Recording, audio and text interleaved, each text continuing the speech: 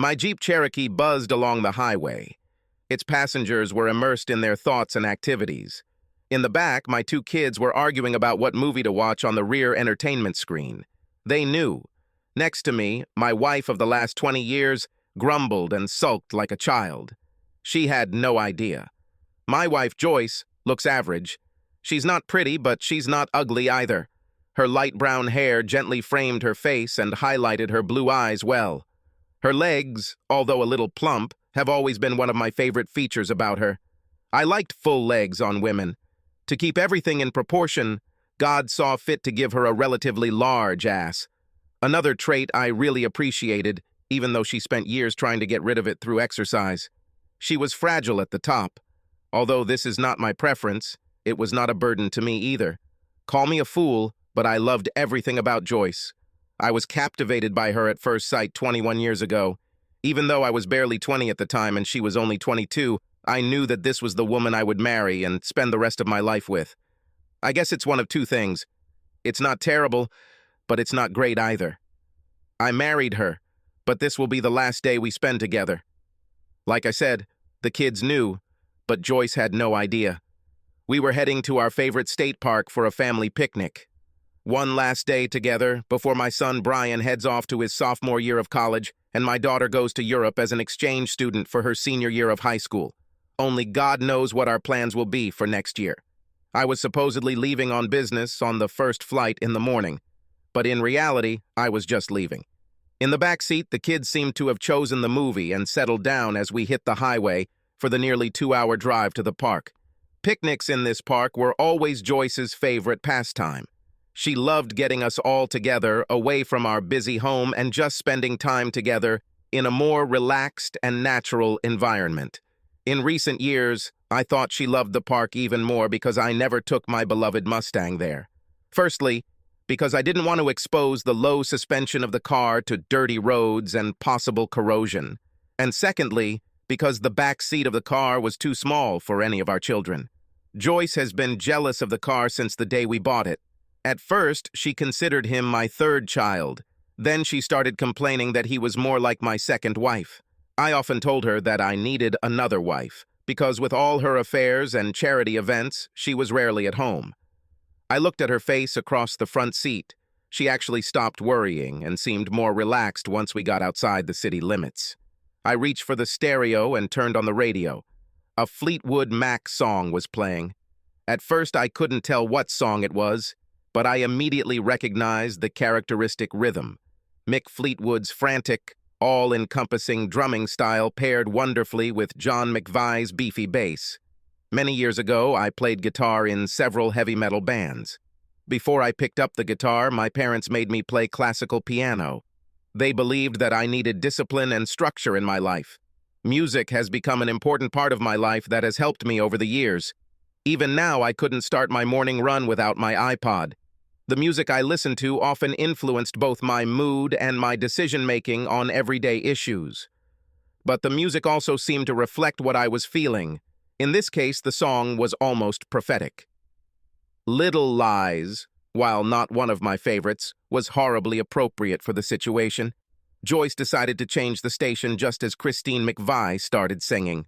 "If I could turn the page in time, I'd turn over in just a day or two," she sang. "No, leave it," I told Joyce. Close my eyes," Stevie Nicks and Lindsey Buckingham sang on backing vocals. "But I couldn't find a way, so I'll take one day to believe in you," Christine sang again, reflecting exactly our situation. Tell me lies," came out of the speakers so richly they might as well sit in the Jeep and sing to us. In the rearview mirror, my daughter's eyes met mine. I could tell the meaning of the song was not lost on her. As she returned to her film and Joyce looked out the window at the landscape, I thought about what the words of the song meant to me, to us. I have always loved Joyce with all my heart. She was never a stunning beauty even when we met. I was drawn to her personality and optimistic attitude as much as anything else. Our shared experiences brought us so close that I thought there was no one else on earth that I would consider being with. Until 2 weeks ago, when I found out Joyce was cheating on me. When Christine sang about rebuilding a day or two, I completely agreed with her. If I could turn this page back in time, the 2 days I would change would be the day Joyce met Matt Blake, and possibly the first time she slept with him. But like the song, I couldn't find a way, so I gave Joyce 1 day. One last day with the family she claims to love, another day with the husband she betrays. I give her one idyllic final picture of perfection. A fun family picnic at her favorite place before circumstances destroy everything we've built together over these 20 years, and I move on with my life. She reached out and took mine as I drove. "I love you, Bill," she said, smiling. Sometimes I lose sight of it, but never doubt it for a moment. Behind me, my daughter snorted disdainfully. I wasn't sure if it was a reaction to something in the movie she was watching or something her mother said. I thought, oh my God, these are sweet little lies. I guess it's because you're all always so busy with school and work and other activities. I'm stuck at home and I feel like I have no life. That's why my groups and charities are so important to me, Joyce said. Jesus, Mom, why don't you just get a dog? My daughter asked from behind. I didn't even think about it. I kept thinking about how Stevie Nicks' voice could still send shivers down my spine after all this time. Stevie was still attractive too, and she had to be at least 50. You understand, don't you, Bill? Asked Joyce. Sometimes you see a situation and realize you just can't sit and watch. Something needs to be done to stop this. Oh, he understands this a lot more than you think, my daughter Jessica said. No arguing today, Jess, I said. No unhappiness, no enmity. Let's just spend today together as a family and let all the misfortunes not touch it. Tomorrow, we will all go to other things. Joyce nodded and smiled. My eyes met Jessica in the mirror, and she bit her lip and said, okay. Joyce squeezed my hand again and rested her head on my shoulder. She reached out to kiss me, and at that moment, I turned my head to read the sign we had just passed. It was done very smoothly, and I don't think Joyce realized that I was deliberately avoiding her kiss. A series of giggles and giggles in the back seat let me know my daughter hadn't missed it. I had to work on my acting skills. For the rest of the day, I had to pretend to be the obedient and loving husband I had always been. If I hadn't been able to pull this off, my last gift to Joyce would have been ruined. As we ate from a distance, I wondered why she did this. Did she just stop loving me, or did she just never treat me the way I treated her? Maybe, like she said, we all had things to do that took up our time and she didn't. But it was her decision. It was she who decided that the rat race was not for her. She wanted to be a housewife and stay-at-home mom.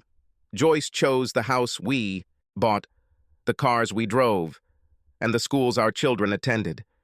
She was the one who decided when we would go on vacation and where we would go. Everything we did had her stamp on it. If she was ever sad or bored, she might say something. I also wondered what more could Matt Blake offer her than our marriage.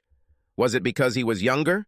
Although you couldn't tell from his receding hairline that he was younger than us. And damn, he was 35, I was 40, he wasn't much younger. I was not an Olympic-level athlete, but I kept myself in pretty good shape. Matt was kind of doughy, so maybe it wasn't the looks. I was just lucky that after I suspected her and received confirmation from investigators, I took a DNA test. My children really are my children, although most people could tell that by looking at them. Brian is just like me when I was his age. He's already met the girl he thinks he'll grow old with. Maggie Chu is a very petite Asian girl he met at school. I wonder if he trusts her as much as he did before we all sat down and talked about his mother. Brian is not as good an actor as Jessica and I. He loves his mother very much, but is very angry with her. So far, he can't even bring himself to talk to her. On the other hand, Jessica is so angry at her mother that she is dying to sort things out with her. Jessica is my biggest concern today. Although she promised not to do anything to give us away, I have my doubts that she will be able to last the entire picnic without causing a scandal. The scary thing is that Jessica is leaving only after I leave, tomorrow. I have a feeling it will be interesting after I leave. Jessica has no respect for her mother. She has already told me that when she returns from Paris next spring semester, she wants to stay with me. I let her know that she would always be welcome, but she would only be 17, so the judge would likely make that decision during the divorce. Divorce, even this word hurts. It's funny how a few letters placed in a certain order can bring your world crashing down and hurt you deeper and longer than any physical blow. When we pulled into the park, I stopped at a booth and paid the entrance fee. Maybe we should buy those license plates that will allow us to enter the park without paying, Joyce said. With the kids away, I didn't think we'd be coming here much, I replied. This is one of our favorite places, Joyce said. We'll come here whenever we can, just like we always have. Just the two of us? I said skeptically. Of course, she smiled. I can't think of anyone I'd rather come here with. Even as the words fell from her lying lips, I could hear Stevie Nicks' beautiful, deep, sexy voice singing, "Tell me a lie." Within minutes, we were all busy unloading food, blankets, and other things we would need for the day. "Jess, don't put the blanket too close to the grill," I shouted. "Okay, Daddy," she replied cheerfully. "I only brought it closer to Mom because she was cold." "No, honey, I didn't say that," Joyce said. "You're probably remembering the other time we were here." By this point, Jessica was next to me, and I was the only one who heard what she said. "I was rather getting used to the weather in hell," Jessica said quietly. I turned and looked at her. For the first time, I began to understand what family breakdown was doing to my children. I knew I was devastated, but the children were suffering too. Brian could talk to Maggie about it and lean on her emotionally. On the other hand, Joyce's actions also put a strain on their relationship. He began to trust her less and became much more suspicious of her trips and visits. Here's Jessica. My little angel obviously suffered from anger issues. I needed to contact the director of her program and arrange for her to see a therapist and maintain a much closer connection with her. As soon as possible, I needed to move from the apartment I was planning to rent into a house. "Dad, are you ready to go to the lake and see which of us can throw the stone the furthest?" Brian asked. It was a family tradition. He won every year until he was 16, and I stopped letting him win. In recent years, he has been getting closer and closer to my shots. Who knows, maybe this year he will actually overtake me. God knows my heart wasn't in it. "Later, champ," I said. "Let's fire up the grill first and put some food on it." He smiled and nodded, then took out his always-present phone and tried to call Maggie. "Dad, there's no connection here," he said angrily. I just laughed. "Brian, let's run to the lake," Jessica shouted, running off before her brother even realized they were racing. This left me alone for the moment I had been dreading since the beginning of the day. Joyce spread out a blanket on the grass and beckoned me to sit next to her. "I need to fire up the grill, honey," I said. "But leave me a place next to you. I've been waiting for this all morning," I said. Oh man, my acting skills were improving. Joyce wasn't the only one who could tell sweet little lies. What happened next, although extremely childish, became one of my greatest performances. Joyce blew me a kiss. I caught it with my left hand, and while spinning, when I came out of the spin, I raised my right hand as if I had caught it there and gently touched it to my face. Imperceptibly, I threw the hand that actually caught the imaginary kiss towards the ground, as if throwing away the kiss, then stepped on it. Joyce did not notice the deception and smiled. "I wonder what you do with a real kiss," she smiled. "We'll find out later," I said. God, those little lies were becoming contagious. "I'm going to go out and find some wildflowers," she smiled. "Make something to eat when I get back. And if you see Jess, send her to me. She loves picking flowers too." I nodded as she started to walk away. Then she turned around at the last moment. "Bill, I'm really glad you insisted that I come today. There's nowhere else I'd rather be right now. We need to spend more time together. We're all so busy doing things that aren't really as important as spending time together. We may have started to take each other for granted because we've always been together and we know we always will be. But from now on, I want us to try to do things together like we used to." She then left with a smile, looking for her flowers. It was the sweetest little lie I've ever heard. As a tear rolled down my cheek and I remembered how much I loved her, I couldn't help but think that if I hadn't forced her to come today, she would probably already be with Matt. I took out the charcoal and placed it in one of the built-in grills that the park provided. I doused the coals generously with lighter fluid because everyone knows those self-igniting things just don't work. The repetitive nature of tasks that I had done literally hundreds of times allowed my thoughts to fly away again. I still remember how I cried after watching the DVD the detectives gave me. I watched it alone in my home office while Joyce was at one of her charity meetings. It showed that bastard Matt coming to our house to see Joyce a few days before, when neither the kids nor I were home. It looks like charity starts at home. Joyce smiled, looking around to make sure no one was looking, and almost dragged him inside. The scene then pans as they are picked up by one of the cameras installed in my living room. They were sitting on my couch drinking coffee, but I could feel the tension between them even watching through the video. They talked about a lot of trivial and mundane things, which made me wonder why this idiot would put up with this. Finally, it was Joyce whose hormones made things move. Another reason why forgiveness was impossible. She asked him directly if he thought her legs were too fat. She told him that her husband loves her legs, but she thinks they are old and fat. He told her that he couldn't judge by what he saw. So naturally, Joyce took this as her cue to lift her skirt higher. "The parts I see look good," Matt said, his voice full of lust. "But it's hard to make a conclusion based on incomplete information." "I guess you want to see the whole thing," Joyce said, smiling back. I could tell by the look on her face what she was going to do next. I recognized this expression as the one she showed when she was truly ready. Joyce lifted her skirt all the way up. "Oh, God," Matt said. "Come and get it," Joyce said. She leaned back on the sofa. Within seconds, Matt had shed his clothes and was on top of her. If I was expecting something supernatural, I was disappointed. Because of the angle of the cameras, I couldn't see how big Matt was. But their movements weren't lustful. It looked awkward and funny, like two people, both blessed with two left feet trying to dance. They couldn't find a rhythm, and their moans and sighs seemed comical.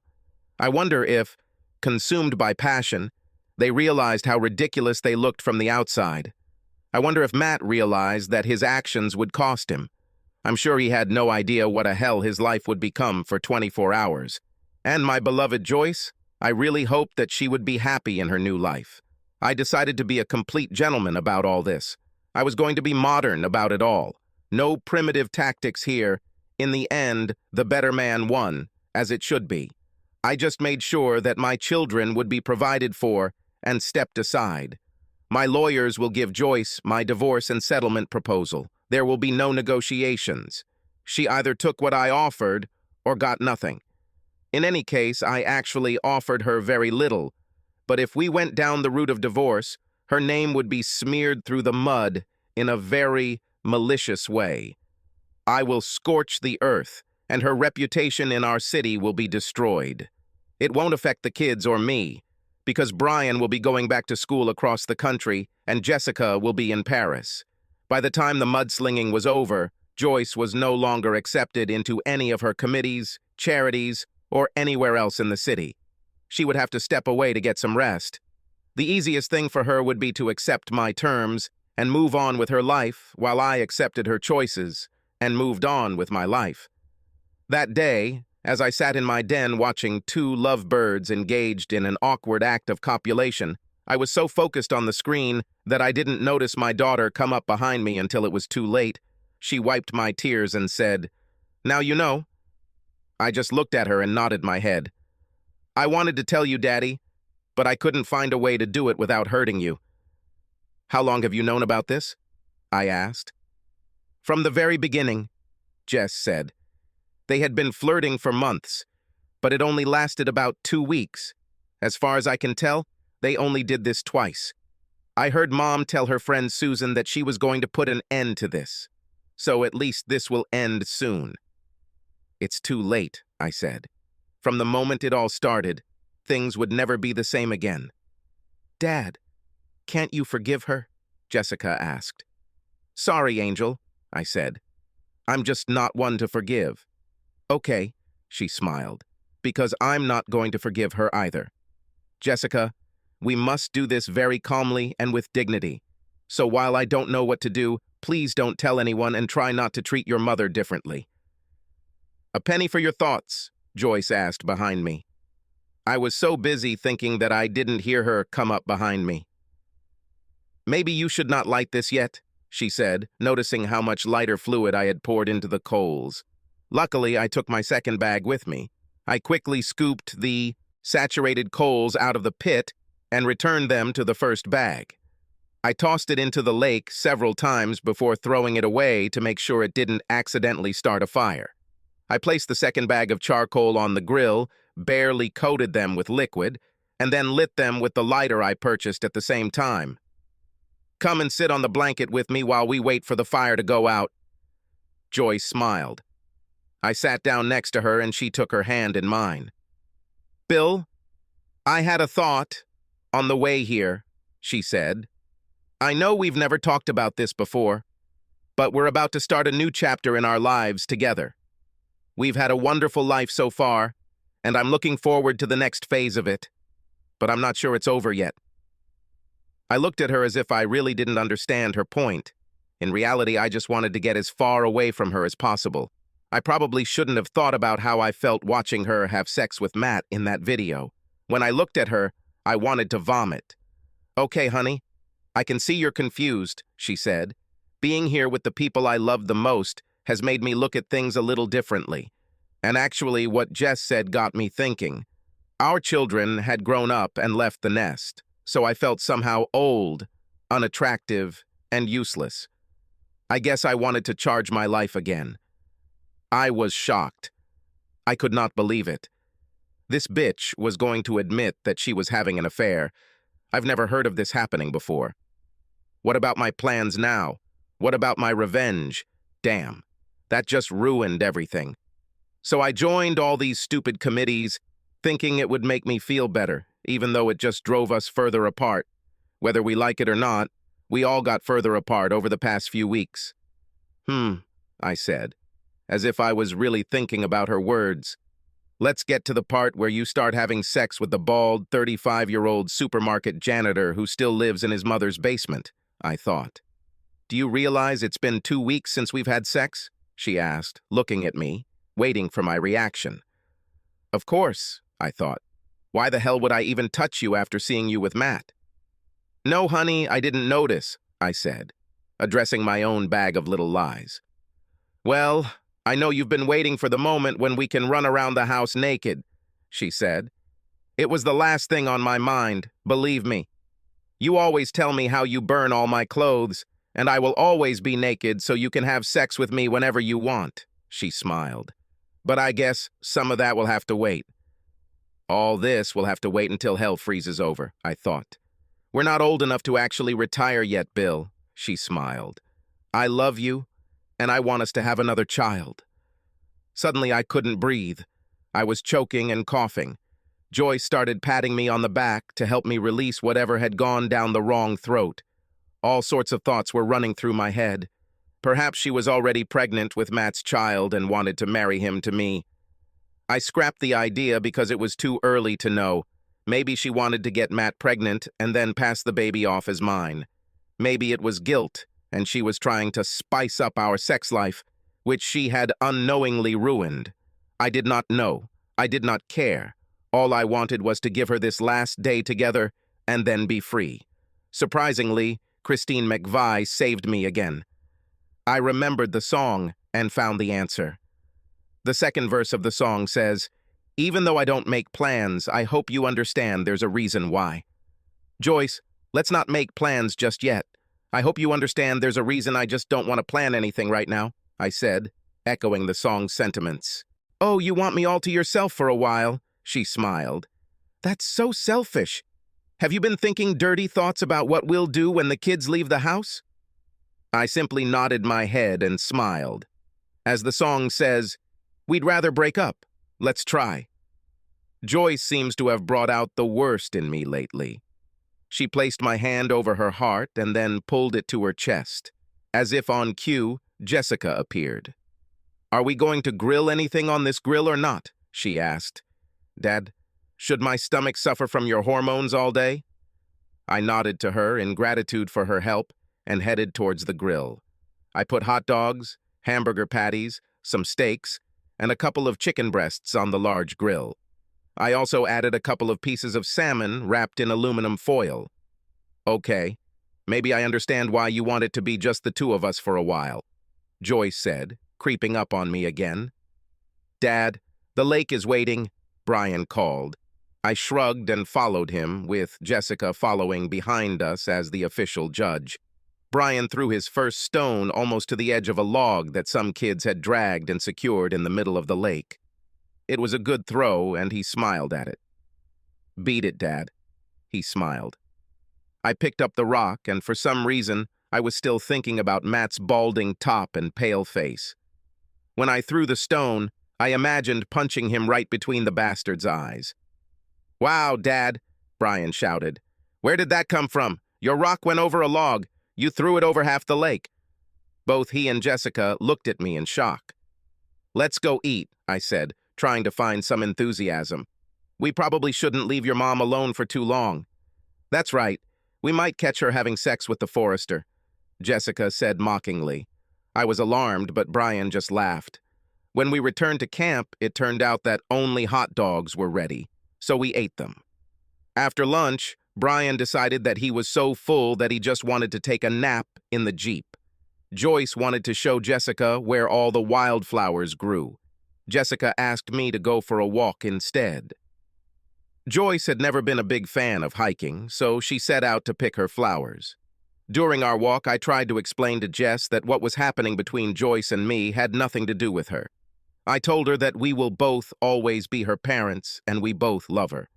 I also tried to explain to her that her mother would need her support in the coming days, because it would probably be difficult for her when she realized that I was gone.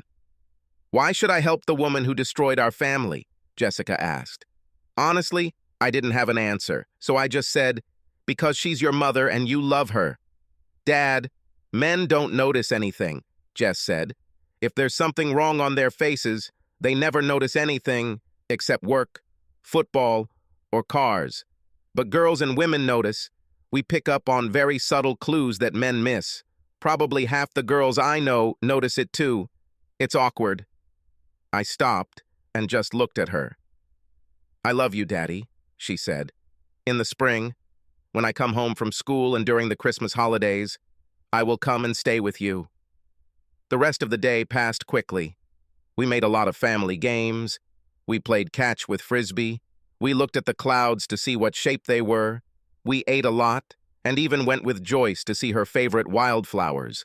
When we, tired after hunting for flowers, returned to the camp for dinner, my son almost accidentally ruined everything himself. It's hard to believe we'll never do this again, Brian said. Of course we will, Joyce said as Brian, Jess, and I stared at her in shock. But what I meant was, Brian began, trying to correct his statement. I know what you meant, honey, Joyce said. Maybe next time you can take Maggie with you. And maybe after this Jessica will bring someone too. Then maybe you and Maggie will bring my first grandchild. But we will always come here. This is a family tradition. The family will just get bigger, that's all, she said, nudging me with her elbow.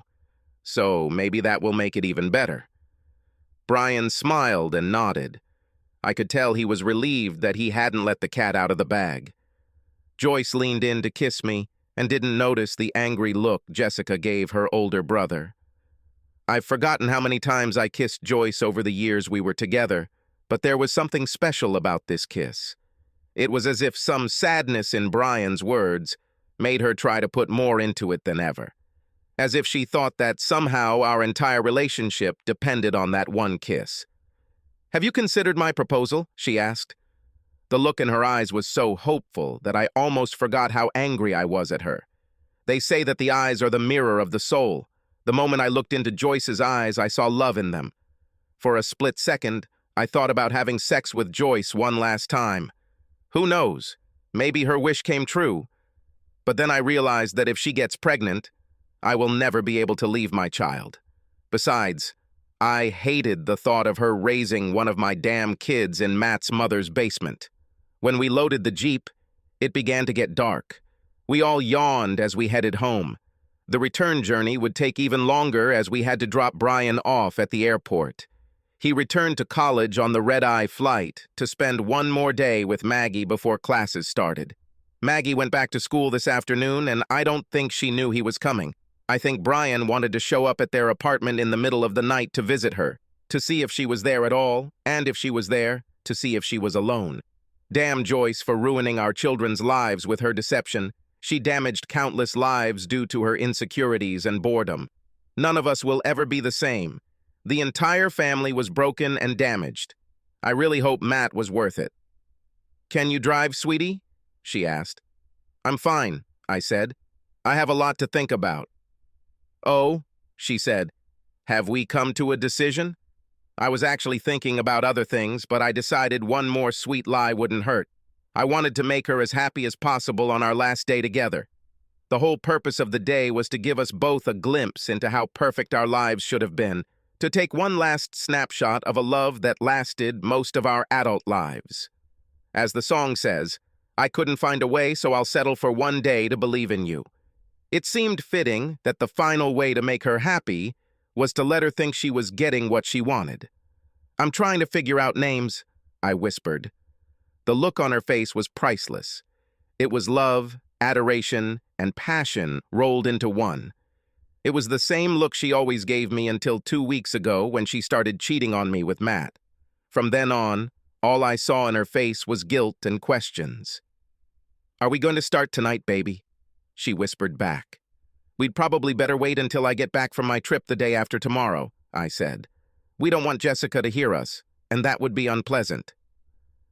As we drove home and stopped at the airport, I was confused. Joyce really seemed to be back to herself. Even the way she constantly held my hand told me that no matter what happened, she still loved me. Perhaps, as she hinted, it was simply because she was bored and lonely and had lost track of what was important. Was this just a forgivable mistake in a solid marriage that I was blowing out of proportion due to ego and self-doubt? I really needed to examine my feelings about this. Men, at least most of us, don't deal with our feelings. Women do. Men react instinctively, and then we analyze the situation and follow logic. My gut instinct was to gut Joyce like a fish, and Matt along with her. Analysis tells me that if Joyce did it once and got away with it, then at some point later she will try to do it again. So, both my instinct and logic told me it was time to move on, despite what my heart was saying. I wasn't going to spend the rest of my life at the mercy of her hormones. Life is too short not to have a good time. At the airport, Joyce and Jess slept while I let Brian out. I slipped him some money, even though we had already given him a debit card so he could use it to pay for expenses and other things. I hugged him again. "Dad, don't forget, as soon as you find out which office you're going to transfer to, email me. Jess and I are both going to Hawaii. Oh, I'll bring Maggie for Christmas. We're probably going to her parents' house for Thanksgiving. This should give you time to get the new place presentable," he said. "But let me know. Thanksgiving on the beach sounds cool." "Brian, what if your mom and I are still together?" I asked. He looked at me skeptically. "Then it's probably going to be a pretty sad Christmas, with you checking under the tree to see if her boyfriend gave her presents, or if she invited him, checking the number of seats at the table. And the worst thing is constantly checking the chimney to make sure that she's not trying to seduce Santa Claus. I love you, Dad. Just do what you need to do. We'll support you no matter what you decide." He stroked Jessica's head and kissed her lightly. "Don't tell her I did it," he smiled. Then he walked towards the terminal, no longer just my son, but a man in his own right. I got back into the car and headed home. Joyce sleepily searched for my hand, while Jessica snored lightly in the back seat. Even in her sleep, Joyce instinctively searched for me. "Love you, Billy," she said. This only added to my confusion. A woman tells me she loves me even when she sleeps. Can this be falsified? And one more thing. The behavior she exhibited when she was with Matt was nothing like the behavior she exhibited when she was with me. Maybe she was faking it with him, or was she pretending to be with me for almost 20 years? Am I really going to throw away 20 years of our lives because she slept with some pathetic loser twice? I also began to doubt my plan. It seemed pretty cowardly to just leave without telling her why I was leaving her. When a dog makes a mistake, you should at least hit him with a newspaper so he knows not to shit on the floor. Didn't Joyce, after 20 years, deserve to know why I was ending our marriage? Didn't she deserve a chance to respond? I think it was my mature side coming out. The best way to do this is to make some coffee, invite Matt over, and the three of us will sit down and discuss it like rational adults. What the hell was I thinking? She cheated on me. She didn't deserve anything. Wake me up when we get to the airport so I can say goodbye to Brian, she muttered. We left the airport 20 minutes ago, I said. We'll be home in another 15 minutes. Joyce's eyes widened. Is Brian gone? She asked. I nodded. But he didn't even say goodbye to me, she said. I could tell she was hurt. He kissed me goodbye, Jessica said, deliberately twisting the knife in the wound. It's hard to pretend to sleep when your monkey brother is licking you. I guess it's their way of showing their love. Go back to bed, Jess, I said. Her smile in the rearview mirror told me that she had already achieved what she wanted. He knew you were tired, honey, I turned to Joyce. He wanted to let you sleep. He knows you'll have to work even harder on your committees since you took the day off to be with us. I must be with you, she said. No committees, no charity events, no projects, except the one we're going to work on together. Was this just another little lie? Or was she telling the truth? I couldn't tell the difference anymore. I pulled into our driveway and carried Jessica into her room. Love you, Daddy, she murmured. Forever and ever. I love you too, little angel, I said as I started to walk away. Don't forget to call me when my plane lands so I can find out how she reacted, she said suddenly. Her eyes were completely open, and she was alert. And Dad, I'll live with you. In our state, children over the age of 13 have the right to choose which parent they want to live with. I'm 17, so choose Hawaii because I look great in a bikini. Claudia and I get along great. I wondered why she mentioned Claudia. Jess, if you weren't asleep, why did I have to carry you up the stairs? I asked. Because today is the last time we'll do some things, she said quietly. I remember when I was little, and how safe I always felt when you carried me in your arms up those steps and put me to bed. Neither you nor I can ever be in this house again after tonight, so I wanted to feel it again. I simply nodded. Maybe it will be in another house. Or maybe one day you will see me carrying my granddaughter up the stairs in your house, I said. Yes, that would be great, Dad. You can do it by explaining to her why she doesn't have a grandmother, she said bitterly. Who knows, I said. Maybe we can still fix this. No, Dad, she said solemnly. You can't. You're not that person. And if you were, you wouldn't be the dad I love and respect. It's time for you to start over, with someone who really loves you. Maybe someone is already waiting for you. I returned to the car, where Joyce was still sitting, snoring. I opened the door and lifted her from the seat too. Her arms reflexively wrapped around my neck, and I carried her to our room. I laid her on the bed and began to undress her. I covered her with the blanket and kissed her one last time as the day came to an end. Love you, Billy, she said, as I lay down next to her. Is it true, or a sweet little lie? Somehow, it didn't matter anymore. Love you too, Joyce, I replied as the last tear I would ever shed for her rolled down my cheek. I was lying in the bed we had shared since the beginning of our marriage. Somehow it was symbolic that I was here, contemplating his end. Almost as if I was closing a circle. All sorts of questions ran through my mind as I tried to sleep. Was I thinking clearly? Should we try to fix our relationship? Do I love her enough to try? Did she sleep in that bed with Matt?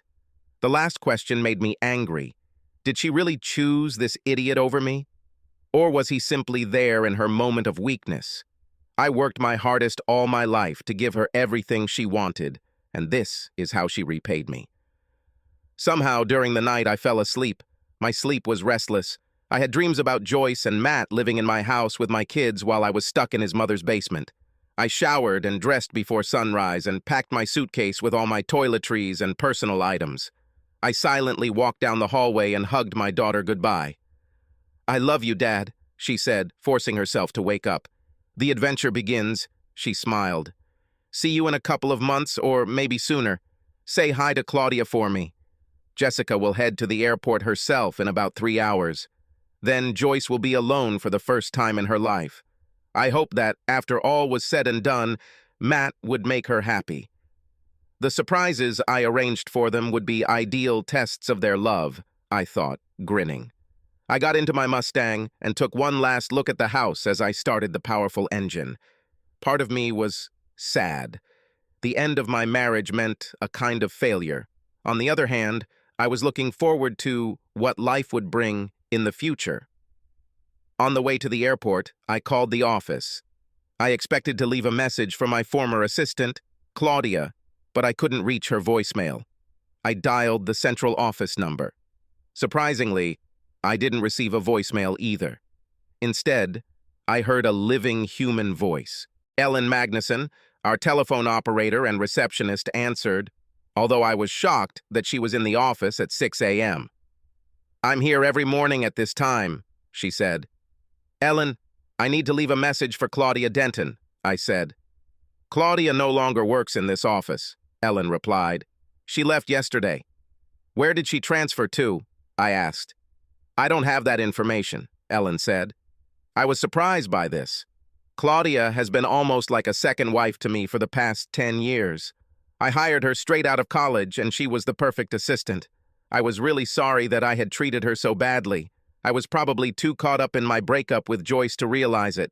I'll give myself a few days to find out where she got a job, and then I'll contact her.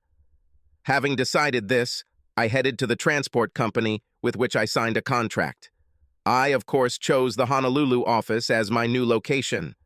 Jessica had nothing to do with this choice, but I was glad that my daughter would be happy with my decision. I drove my Mustang to the offices of a transport company near the airport. They were supposed to transport the car to the coast and send it by ferry to the island to me. The car was supposed to arrive about a day after me. I took a shuttle from the transport company office to the airport. I checked in and sat in the terminal waiting for my flight. About 15 minutes later, a woman sat down next to me. I didn't look up from my magazine to look at her, but she smelled great. Her perfume was very pleasant, but at the same time, familiar. Her legs were slender but well-defined. They weren't thick and sexy like Joyce's, but I assumed most men on the planet would prefer them. I kept looking up from my legs and saw a nice, small waist and larger breasts than Joyce, albeit on a smaller body, making them appear even larger. It's not polite to stare at a stranger's breasts, she said. Besides, aren't you married? I was, I answered, but now I'm open to new opportunities. Should you really be at work, Claudia? I smiled. You're the best assistant anyone could ever have. I know, she smiled, but now I'm open to other possibilities. Claudia, you shouldn't have left the company just because of me, I began. I didn't leave the company, she said. I'm just transferring to where you work. How did you know when I was leaving and where I was going? I asked. First of all, I handled all your affairs, remember? She smiled. And secondly, Jessica told me what was going on. She thinks we could be a good couple and didn't want you to go through this alone. I looked at her suspiciously, but she just smiled. Bill, I've wanted to be more than just your assistant for a long time, she said. Don't I deserve a chance too? I'm not asking you to marry me. I'm not even asking you to commit to me. Can we just take it one day at a time? I just smiled and extended my hand. Joyce woke up after the phone rang for the 4th time. Voicemail started after the 3rd ring. Someone calling so early in the morning really wanted to talk to someone. She couldn't understand why Bill didn't answer the phone. He should have gotten up already. He needed to go to the airport. She had a wonderful dream about all the things she was going to do to Bill when he got home. She couldn't believe that she had managed to hide her relationship with Matt. She had everything. A husband who could provide for her and support her in the style to which she was accustomed, and the young man who adored her at the same time. Life was too good. Hello, she said sharply into the phone. Joyce, it's me, Matt. I can't come today. Maybe never, he mumbled into the phone. Damn, he sounded like he was drunk. Why the hell is he drunk so early in the morning? To hell with it, she decided to end things with Matt yesterday, one way or another. She had no future with him. She loved Bill with all her heart. Yesterday's picnic made her realize this. Now that they were going to have another child, she no longer needed the distraction this man provided. It was always just some kind of going through a midlife crisis. Maybe she'll have another one sometime in the future. As long as she was careful, Bill would never know. "I love you, Joyce," he said. It sounded like he was crying. "Are you crying, Matt?" she asked. Great, she thought. That's what I missed. This idiot is trying to make it harder for me to break up with him. It's really annoying. Some people are too stupid to know when it's over. They ruin everything and then think that they can hold on to you forever and everything will continue because they want it to. He needs to get his head out of his ass and move on. It's over. "Joyce, I feel so bad," he whined. "What hurts, Matt?" she asked out of pure politeness. "Are you sick? Are you injured?" Joyce was glad that her husband was not such a pathetic weakling as this one. What did she ever see in Matt? He wasn't handsome. He wasn't in good shape. He wasn't smart or successful. He had no career goals, and he was still living with his mother, damn it. Plus, he was terrible in bed. She only chose him because she knew no one would ever suspect her of doing anything with him. And he was not a threat to Bill in any way. She always thought she could teach him how to satisfy her sexually, but before things really began, she realized that she loved her husband too much to cheat on him. Her plan for yesterday was to spend the day teaching him how to make love to her the way she needed it, just like her husband did. "Joyce, we have a problem, baby," he muttered. "I love you so much, but I can't stand it. It's not worth it. My mother will kill me." "Matt," Joyce said calmly, although she was disgusted that a man over 35 was still afraid of his mother. "You know love was never part of our equation. You and I only have sex." "Joyce, stop lying," Matt shouted. "I know you feel it too when we are together, but it's not worth it." "What the hell are you talking about?" Joyce asked, getting impatient. "This morning I went to work on the morning shift at the supermarket. I figured I could get 10 more by helping them unload trucks," Matt said. "I wanted those $10 to buy you a gift to show you how much I love you, Joyce.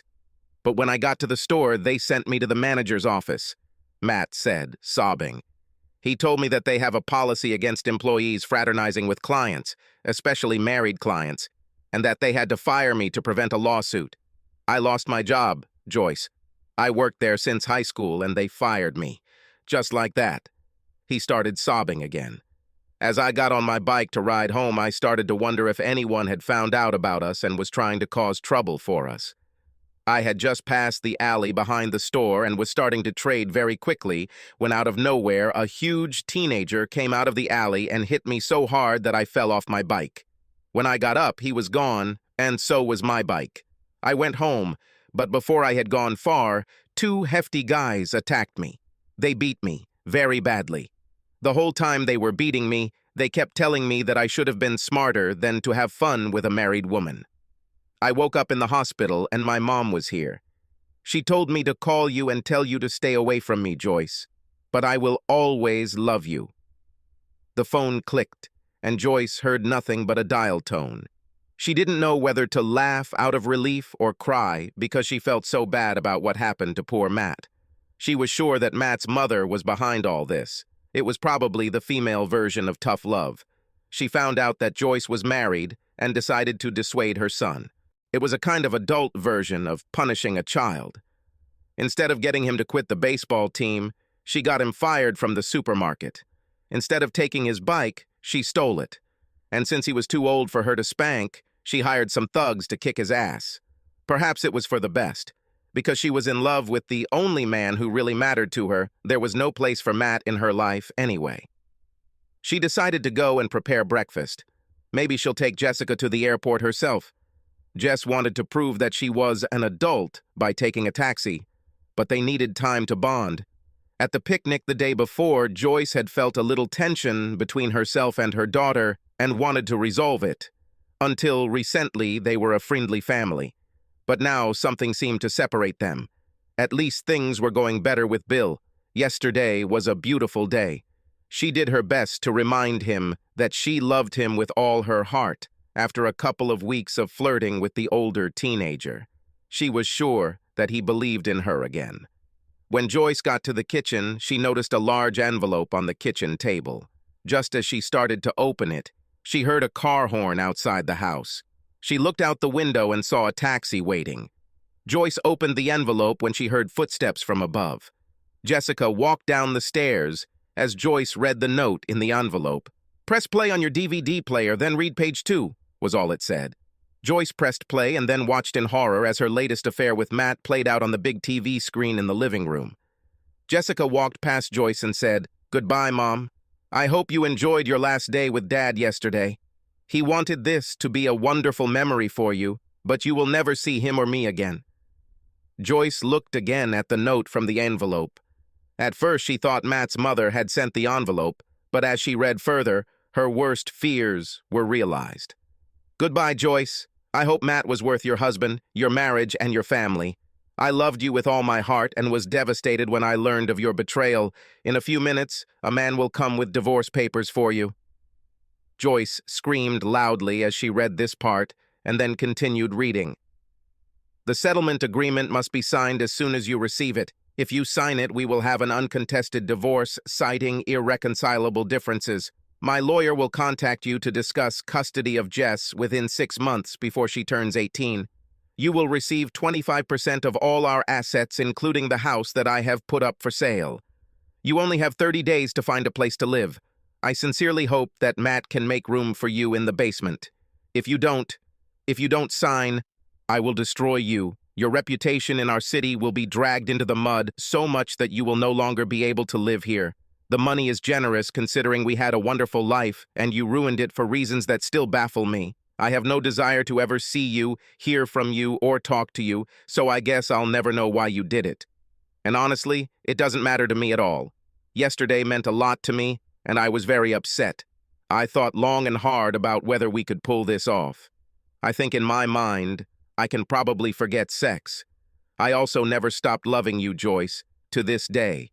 But I can never forget what you did to us, Joyce. And I can never trust you again. I couldn't live the rest of our lives wondering every time you said you had a meeting or went shopping if you were seeing someone else. You've done this to me many times, haven't you, Joyce? Of course, you didn't have sex with him until recently, but you still looked me in the eyes, kissed me on the cheek, and lied. In the end, Joyce, it was not a lack of love or my inability to forgive you that doomed us, but a lie. All these sweet little lies. Joyce died inside after reading the letter. She never expected or wanted anything like this. The only reason she even started an affair was boredom. All her life, she wanted to be a wife and mother. When she met Bill in college, her dreams came true. The problem was that as she grew older, she felt like life had passed her by. The last few years have been especially difficult. Her children are almost grown. In fact, Brian was already an adult, and Jessica was so close to it that it didn't matter. They didn't need her anymore. Bill had his career, and although he made choices that limited his travel for work so he could spend more time with his family, he was away from home every weekday. When he was at work, he even had that bitch, Claudia, to take care of him. This woman was so efficient that Joyce never needed to help Bill with anything even remotely work-related. After the first couple of years that Claudia worked for Bill, Joyce became so jealous of the woman that she stopped inviting her to any parties or social events. And the fact that she was younger and prettier didn't help. One of the things that annoyed Joyce the most was when, at one of the company dinners, someone asked if Bill and Claudia were married. "They look great together," someone said. "And they work well together and get along great," someone else added.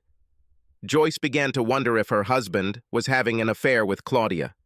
The way the woman looked at Bill, Joyce was sure that given the opportunity, she would have rushed to him. Joyce hired a private investigator to find out what was going on. After 3 months and an absurd amount of money for services, including 24-hour surveillance of Bill and Claudia, the agency concluded that the relationship between Bill and Claudia was only friendly and collegial. There was absolutely nothing between them. Joyce didn't know whether to be happy or angry. She spent most of the money her father left her when he died to find out that her husband was faithful to her. What bothered Joyce most about this was that she always knew that Bill would never cheat on her. He loved her and their children too much to put their family in danger. But sometimes she wondered why he loved her so much. Joyce was a smart woman most of the time, and she knew that she was not what men dreamed of. Her breasts were average to small at best compared to the rest of her body. She had a pretty big ass, and her legs were so thick that she had to have her boots custom made. But Bill seemed to love those traits about her. He always whispered in her ear how he wanted her to wrap those thick legs around his waist and squeeze him while he made love to her. There was almost never a moment when he didn't pursue her. This continued until the last 2 weeks. Suddenly, Joyce realized that she had not hidden anything. Bill guessed about her connection almost from the very beginning, and she was too stupid to understand it. She didn't know what to do. She heard the car door slam behind her. She looked outside and saw that the taxi driver had just closed the trunk after loading her daughter's suitcases. If anyone knew where Bill had gone and how to contact him, it was Jessica. Jessica and her father have always been close. Bill loved his son, but he idolized his daughter, and the feeling was mutual. Perhaps that's why Jessica has been so harsh towards Joyce lately. The girl obviously knew that Joyce had betrayed her father, and her coldness and sarcastic comments were her way of letting Joyce know this. "Jessica, wait!" Joyce shouted at her daughter, who was just getting into a taxi. Jessica turned and looked at her mother, and then simply raised one finger, the middle one on her right hand. Then she got into the taxi and closed the door. The taxi driver began to drive away, and Joyce chased the taxi down the street in her robe. She stepped on a sharp stone and cut her leg. She limped back to her house. She had almost reached her entrance when she heard a shrill whistle from one of the houses on the street. The gloomy old man who lived opposite them whistled at her and waved his hand. She was too upset to be embarrassed, so she ignored him. She limped towards her front door and found it locked behind her. She was locked outside, almost naked. She wanted to cry. Her whole world was crumbling around her. She couldn't call Bill to come home and open for her. He was on a business trip. Suddenly, she wondered if there was even a business trip. Perhaps he just left her. Perhaps he didn't leave town at all. He just left his cheating wife. She also couldn't call any of her children. Brian flew back to university last night. Now this, too, has become clear. Brian took the time to say goodbye to his sister at the airport, although she was asleep at the time. But he didn't even bother to do the same for his mother. Her son probably knew what she did and was angry. Angry and feeling defeated, she decided to call the locksmith service from one of her neighbor's houses. At least she wouldn't have to climb back over the fence. On the other side of the house, there was a gate that could only be opened from inside the courtyard. Joyce walked back to the front of the house and looked around, trying to decide which neighbor she could approach. The old man was still sitting on his curb. "I need your help," Joyce said, closing her robe.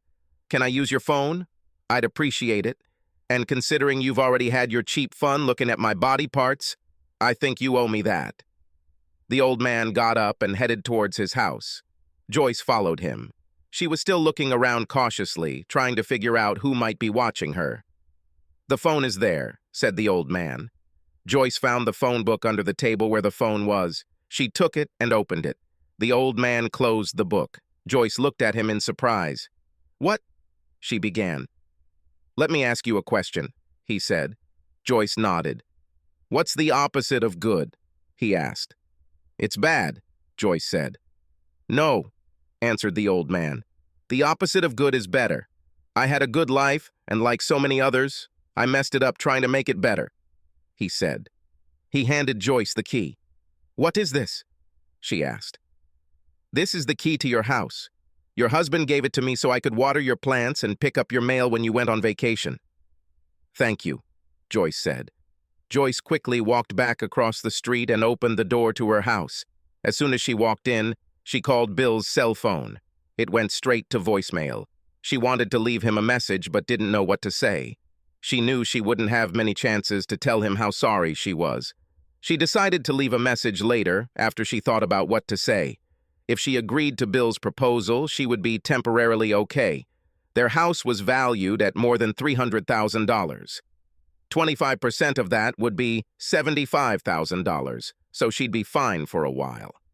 But that wouldn't be enough to live on forever. She would have to find a job and a new place to live.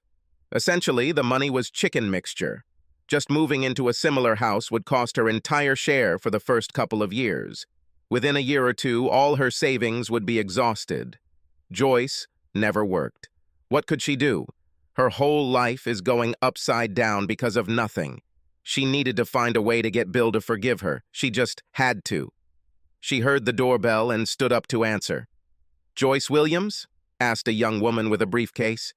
"Yes," Joyce replied, wondering what the girl was for sale. "You've been served," the girl said. "What?" said Joyce. "No, it's too early. I'm not ready yet. I don't know what I want to do. It had to be a man." "I need to return these papers with your signature," said the girl, looking bored. Joyce thought about everything she had done. She also thought about all the people she had hurt with her thoughtless act. If Bill had dragged her name through the mud, she would have hurt even more people. She did the only thing she could. She signed the papers. She closed the door behind the girl and sat down at her desk, crying at the top of her voice. 2 days and 4,563 miles later, Claudia emerged from the bathroom of their hotel. She walked over to the table and rubbed Bill's shoulder, who was crying over what that stupid woman had thrown away. "Everything will be better, dear," she said. "It'll just take time."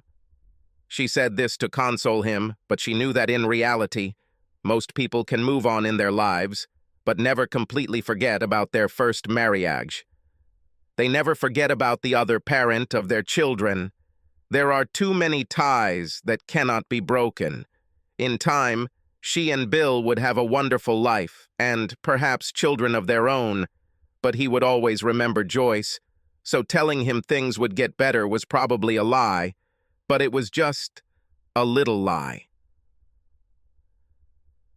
December 24th. Joyce trudges through the snow along his old street.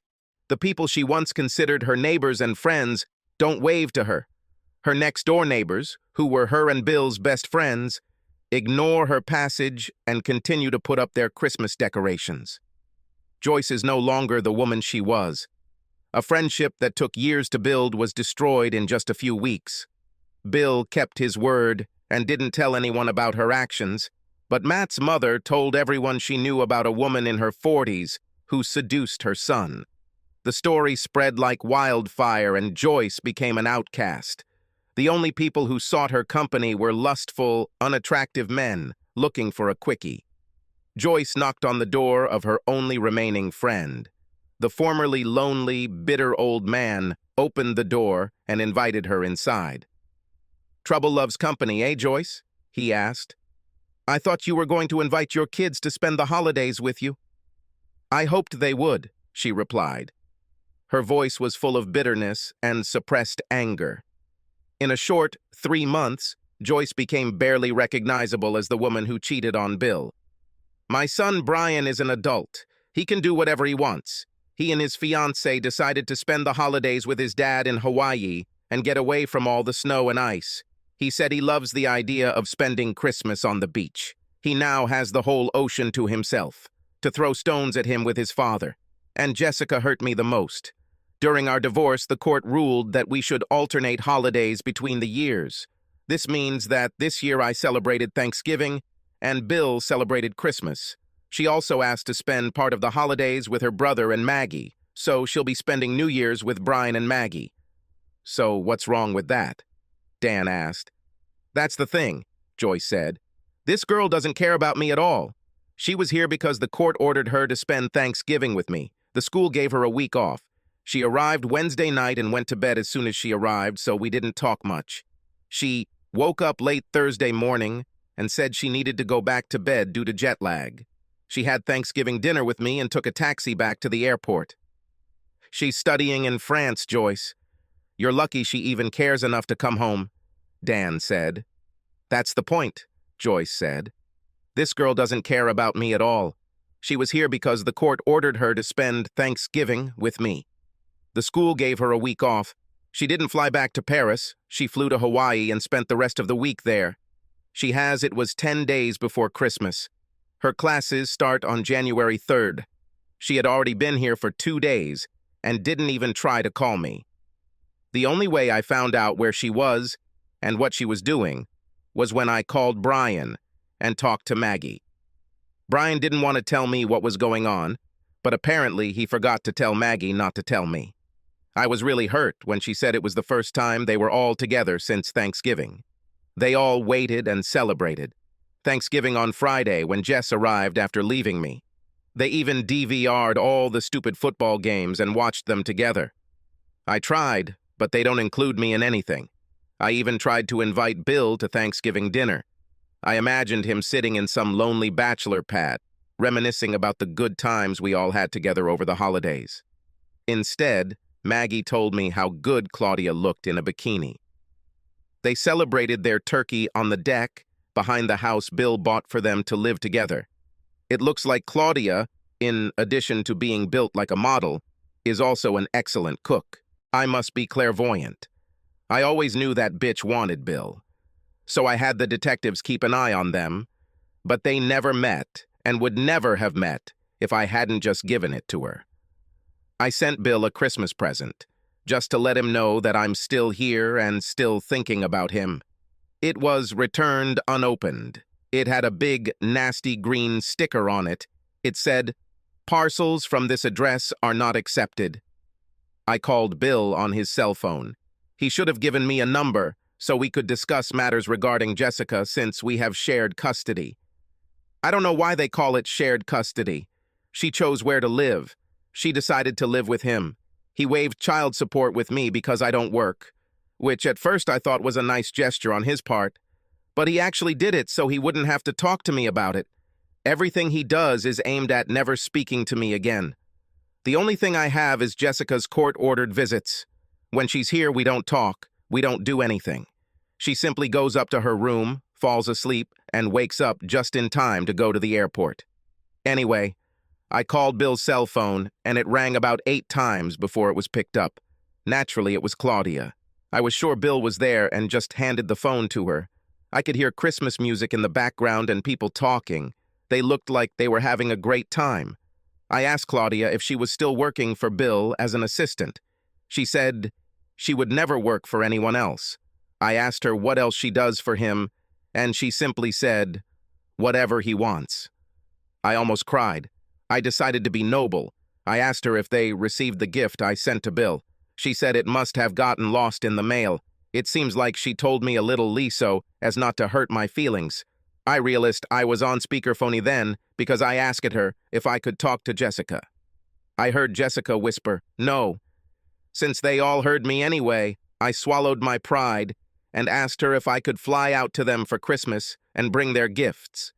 She didn't even answer. She just said, "Oh, wait, there's Jessica." My daughter answered the phone. I told her I hadn't heard from her in almost a month. She hadn't called or texted me since Thanksgiving.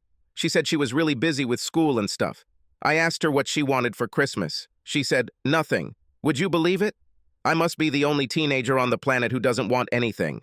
She told me that all she wants from me is to continue to be the best mom I can. Then she twisted the knife. She told me that her dad and stepmom would do the rest. Bill has not yet married Claudia.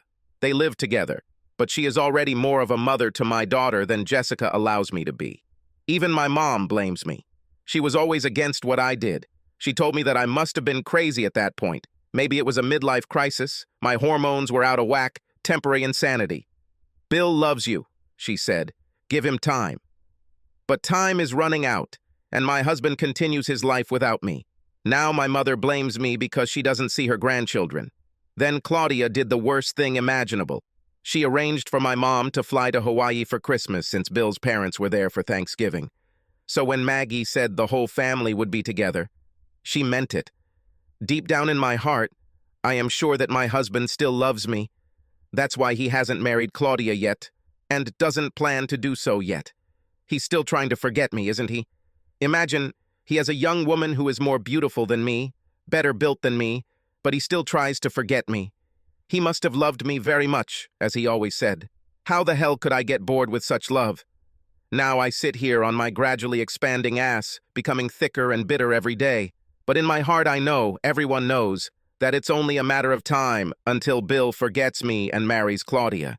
Bill told me he could forgive sex, but not cheating. I've lost my perfect life because of a few small deceptions. 5. Subscribe to our channel so that your second chaff doesn't cheat on you, and go ahead and listen to the next story, because this story is nothing compared to the next one. If you're under 18, don't even think about listening to the next one.